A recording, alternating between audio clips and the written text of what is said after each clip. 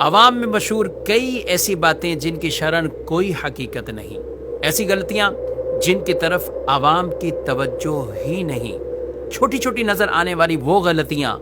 جن کی وجہ سے عبادات و معاملات میں کئی اعتبار سے کمی رہ جاتی ہے۔ اس ویب سیریز میں آپ جان سکیں گے عبادات اور معاملات سے متعلق مستند اور درست شرعی مسائل، تو دیکھنا نہ بھولیے نیو ویب سیریز عوامی غلطیاں۔ بسم اللہ الرحمن الرحیم، الصلاۃ والسلام علیک یا رسول اللہ وعلی آلک و اصحابک یا حبیب اللہ۔ سوشل میڈیا کے ناظرین، ویب سیریز عوامی غلطیاں اور درست شرعی مسائل، اس میں آج ہم ٹاپک لے کر حاضر ہوئے ہیں سجدے میں کی جانے والی غلطیاں۔ ناظرین کرام، نماز میں سجدہ ایک اہم ترین رکن اور فریضہ ہے۔ اس سجدے کی ادائیگی میں کی جانے والی بظاہر تو وہ معمولی سی غلطیاں ہوتی ہیں، لیکن بعض اوقات تو یوں کہ سجدہ ہی ادا نہیں ہو رہا، جس کی وجہ سے نماز کا فرض ہی ساقط نہ ہوا، نماز کا فرض ادا نہ ہوا، یا کبھی اس میں واجب کوئی ترک ہوتا ہے کہ جس کی وجہ سے نماز مکروہ تحریمی قرار پاتی ہے۔ بھولے سے اگر نماز کا کوئی واجب چھوٹتا ہے تو اس کی تلافی، اس کا ازالہ تو سجدہ سہو کے ذریعے ہو سکتا ہے، لیکن اگر جان بوجھ کر کوئی نماز میں واجب چھوڑتا ہے تو پھر سجدہ سہو سے نہیں بلکہ اس نماز کو دوبارہ پڑھنا وہ واجب ہوتا ہے۔ سجدے میں جو بیسک چیز ہمیں سمجھنی ہے، رسول مکرم صلی اللہ تعالی علیہ وآلہ وسلم نے ارشاد فرمایا کہ مجھے حکم دیا گیا ہے کہ میں 7 ہڈیوں پر سجدہ کروں، اور ان میں جیسے ہماری پیشانی، دونوں ہاتھ، گھٹنے اور پاؤں، یعنی یہ 7 اعضاء ہیں گویا کہ جو سجدے کے اندر زمین پر لگتے ہیں۔ یاد رکھیں ناظرین کرام، پیشانی کا جم جانا، اس انداز سے زمین کی گویا کہ سختی محسوس ہو، مزید دبانے سے وہ نہ دبے۔ 7 ناک کی ہڈی کا سخت حصہ یہ زمین پر لگ جانا سجدے میں یہ ضروری ہوتا ہے۔ اگر کوئی شخص صرف پیشانی پر سجدہ کرے اور ناک کا حصہ نہ لگائے تو اس سے نماز کا واجب ترک ہوتا ہے، اور کوئی شخص صرف ناک کا حصہ لگائے، پیشانی نہ لگائے، تو گویا کہ نماز کا اس نے سجدے کا جو فرض تھا اس کو ترک کیا، اس کو اس نے ادا نہ کیا۔ تو ہمیں زمین پر پیشانی اس انداز سے لگانی ہے، زمین پر ہو، قالین ہو، کوئی بھی کپڑا ہو۔ بعض اوقات بہت نرم اور فوم جیسی چیز زمین پر اگر بچھی ہو تو پھر حکم اور زیادہ سخت ہوتا ہے، کہ حکم میں اور تاکید ہوتی ہے کہ اس انداز سے پیشانی زمین پر جمائیں کہ مزید دبانے سے وہ نہ دبے۔ اسی لیے علماء دین، فقہاء کرام یہ فرماتے ہیں کہ زمین پر جب آپ نماز پڑھ رہے ہو تو اس قدر موٹا قالین یا نرم چیز نہیں ہونی چاہیے کہ جو بہت موٹی ہو، جس کے دبانے سے وہ درست دبے نہ اور سجدے کے اندر وہ نقص پیدا ہو جائے۔ تو نارمل قالین ہو یا چٹائی ہو یا کوئی بھی کپڑا جائے نماز بچھا ہوا ہے، بالکل آپ اس پر نماز پڑھ سکتے ہیں، لیکن وہ اتنا نرم فوم کی مثل نہ ہو کہ دبانے سے مزید دبتا ہی جائے اور درست اس پر سجدہ بھی ادا نہ ہو سکے۔ ہاں البتہ اگر کبھی آپ ایسی جگہ پر ہیں کہ آپ کو نماز پڑھنی ہے اور وہ جگہ کے اوپر قالین بھی بہت کوئی مثل فوم موٹا سا بچھا ہوا ہے، تو پھر آپ کو سجدہ اس انداز سے کرنا ہے کہ مزید دبانے سے پیشانی نہ دبے۔ تو جب اس انداز سے کریں گے تو آپ کی نماز درست ہو جائے گی، سجدہ بھی درست طریقے سے ادا ہو جائے گا۔ سجدے میں دوسری غلطی بسا اوقات عوام یہ کرتی ہے کہ سجدے میں وہ اپنے پاؤں کی انگلیاں ان کو زمین پر نہیں لگاتے۔ کچھ لوگ پاؤں اٹھائے ہوئے رکھتے ہیں، کچھ ایک دوسرے کے اوپر پاؤں رکھ لیتے ہیں، کچھ اس انداز سے رکھتے ہیں کہ نیچے صرف زمین پر ان کے پاؤں کا کنارہ لگا ہے، انگلیاں مڑ کر انگلیوں کا پیٹ یہ زمین پر نہیں لگتا۔ تو یاد رکھیں، ایک انگلی کا پیٹ یعنی مڑ کر انگلی کا پیٹ نیچے کا حصہ لگ جانا یہ فرض ہے، اور 3 انگلیاں دونوں پاؤں کی یا زمین پر جم جانا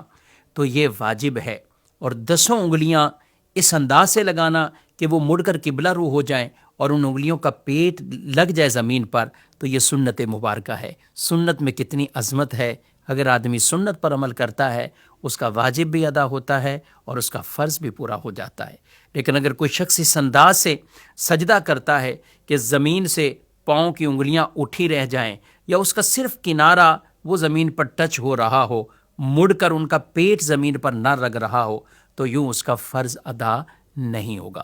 یاد رکھیں کہ یہ مسئلہ مردوں کے لیے ہے، عورتوں کے لیے یہ نہیں ہے کہ وہ زمین پر اپنی پاؤں کی انگلیاں جمائیں گی۔ عورتوں کے لیے حکم یہی ہے کہ وہ کسی بھی سمت میں اپنے پاؤں کو، یعنی سجدے میں وہ چاہیں تو دائیں طرف اپنے پاؤں کو یا پیچھے کی طرف اپنے پاؤں کو نکال لیں، ان پر سجدے کی حالت میں یہ انگلیاں لگانے کا حکم نہیں ہے۔ اور اس کی وجہ یہی ہے کہ خواتین، ان کا سجدہ مردوں کی طرح نہیں ہے۔ مرد جب سجدہ کریں گے تو وہ اپنے ہاتھوں کو بھی کشادہ، اپنی کوہنیوں کو بچھائیں گے نہیں۔ کچھ لوگ سجدہ کرتے ہوئے یہ عادت بناتے ہیں کہ اپنی کوہنیاں بالکل زمین پر بچھا لیتے ہیں۔ نہیں، یہ عمل مکروہ تحریمی عمل ہے۔ حکم یہی ہے کہ کوہنیاں یہ زمین سے اٹھی رہیں، اور آپ جماعت میں نہیں ہیں تو آپ کشادگی کے ساتھ، یعنی اپنے ہاتھوں کو کچھ پھیلا کر آپ سجدہ کریں گے۔ ہاں جماعت میں ہیں تو پھر اپنے ہاتھوں کو اتنا نہ کھولیں کہ ساتھ والے نمازی کو تکلیف پہنچ رہی ہو، لیکن کوہنیوں کو بہرحال وہ زمین پر لگانے کی اجازت نہیں۔ سجدے کی حالت میں کوہنیوں کو زمین پر وہ مرد حضرات نہیں لگائیں گے، لیکن عورتیں، یہ سجدہ ان کا مختلف ہوتا ہے۔ ان کے لیے حکم ہے کہ سمٹ کر سجدہ کریں، تو وہ عورتوں کے لیے سمٹ کر سجدہ تبھی ہوگا کہ جب بالکل سمٹ کر اور ان کی کوہنیاں بھی زمین پر جمیں گی اور اپنی کوہنیوں کو بھی اپنے جسم کے اندر وہ لے کر سجدہ کریں گی،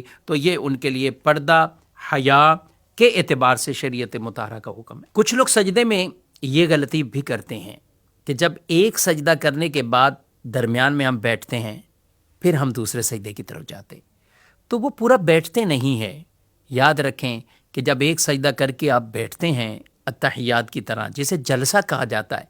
تو سبحان اللہ کی مقدار آپ بیٹھ جائیں اور پھر آپ اللہ اکبر کہتے ہوئے دوسرے سجدے کی طرف جائیں۔ یہ نہ ہو کہ آپ اللہ اکبر کر کے سجدے سے اٹھے، ابھی آپ پورے بیٹھے نہیں ہیں، دوبارہ سجدے کی طرف چلے جائیں، تو اس طرح ترک واجب ہوگا، اور نماز بھی جان بوجھ کر یہ واجب ترک کریں گے تو مکروہ تحریمی ہوگی، اور اس نماز کو دوبارہ پڑھنا وہ واجب ہوگا۔ تو لہذا اطمینان کے ساتھ اپنے اس جلسے والے واجب کو ادا کرنا، اور کوشش کیجئے اس دوران اللہم اغفر لی یا ربنا اغفر لی یہ کلمات پڑھ لیں گے تو انشاءاللہ آپ کا واجب بھی ادا ہو جائے گا، اور ایک دعا پڑھنے کا آپ کو ثواب بھی حاصل ہوگا۔ ناظرین کرام، سجدہ کرنے کا جو مسنون طریقہ ہے کہ جب آدمی سجدے میں جائے، ایک بات یہ یاد رکھیں، سجدہ نماز کا ایک اہم ترین رکن ہے، اور گویا کہیں کہ ارکان میں سے جو رکن اعظم ہے تو وہ سجدہ ہے۔ یہی وجہ ہے کہ اگر کوئی آدمی سجدہ کرنے سے معذور ہو جاتا ہے تو پھر دیگر ارکان کے اندر بھی اس پر تخفیف شریعت مطہرہ کی طرف سے آ جاتی ہے۔ سجدہ یہ اللہ کا قرب دلاتا ہے، سجدہ وہ عبادت ہے، سبحان اللہ، کہ نماز کے اندر ایک اہم ترین، کیونکہ اس میں عجز زیادہ ہے، اس میں انکساری کا اظہار ہے، اس میں عبدیت کا اظہار ہے کہ بندہ اپنے رب کے آگے سجدہ ریز ہے۔ تو جب بھی سجدے میں جائیں تو یہ عاجزی اور انکساری والے انداز، اور پھر مسنون طریقے کے مطابق ہم جب سجدے کو جاتے ہیں، پہلے ہمارے گھٹنے لگیں، پھر زمین پر ہاتھ لگیں، اور پھر ہم اس انداز سے ہوں کہ پیشانی بھی جم جائے اور ناک کی سخت والی ہڈی کا جو حصہ ہے وہ بھی کچھ سختی محسوس ہو۔ تو یہ ایک سجدے کی کیفیت، اور پھر اس میں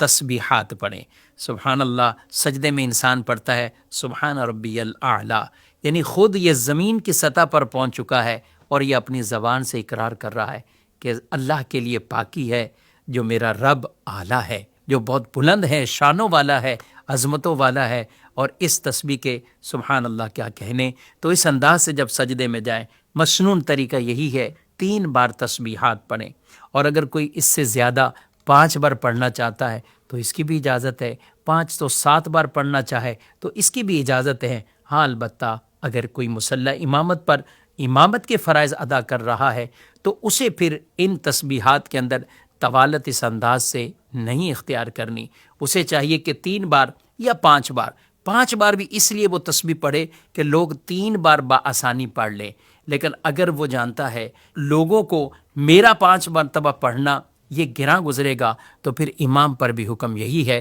کہ 3 مرتبہ پڑھنے پر اکتفا کریں اور یوں اپنے نماز کی ادائیگی کریں۔ اسی کے ساتھ آج کے ایپیسوڈ کا اختتام کرتے ہیں، آپ سے اجازت چاہتے ہیں۔ فی امان اللہ، السلام علیکم ورحمۃ اللہ وبرکاتہ۔